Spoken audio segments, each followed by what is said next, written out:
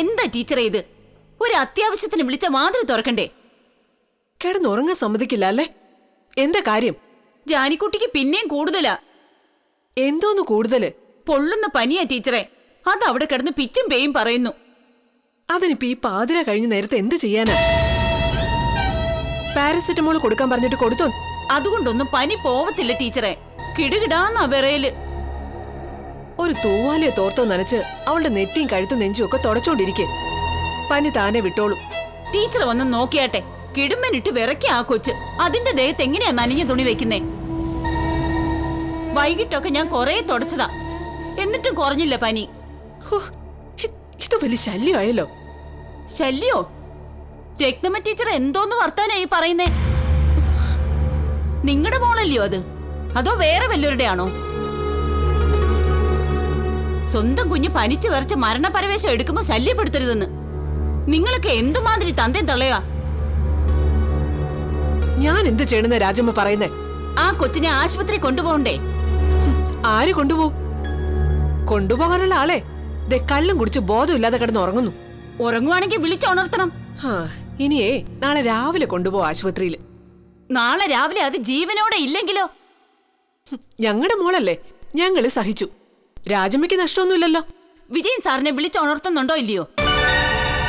എനിക്കിപ്പോ സൗകര്യം ഇല്ലെങ്കിലോ? ഇല്ലെങ്കിൽ ഞാൻ അകത്തോട്ട് കയറി വന്ന് വിളിച്ചുണർത്തും. എന്നാ അതൊന്ന് കാണട്ടെ. മാറി നിൽക്ക്.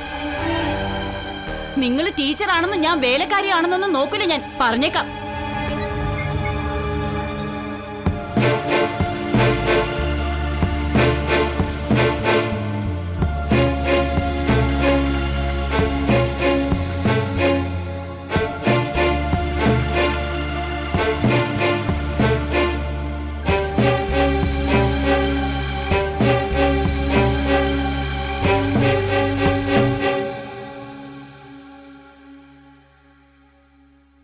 വിജയേട്ടാ, വിജയേട്ടാ, വിജയേട്ടാ,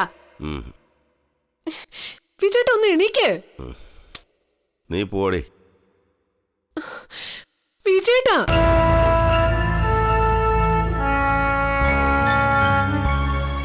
ഒന്ന് എണീക്ക് വിജയേട്ടാ. എത്ര വിളി വിളിക്കണം? നേരം വെളുതോടെ ഇത്ര പെട്ടെന്ന്? ആ വെളുത്തു.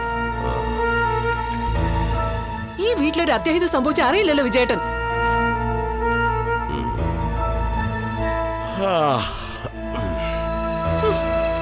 എന്തൊരു പൊളിച്ച നാറ്റം. കീടനാശിനിക്കില്ല ഇത്ര ഉള്ള വിഷമെല്ലാം കൂടെ കുടിച്ചു വന്നിട്ട് വല്ല ബോധം ഉണ്ടോ? നീ കാര്യം എന്താന്ന് പറയടി. ചുമ്മാ കിടന്ന് കാടളക്കാതെ. ജാനിക്ക് പനി കൂടുതലാണെന്ന്. പനിയോ? വേലക്കാരി ഒന്ന് വാതിലടിച്ച് പൊളിക്കാൻ നിൽക്കുന്നു.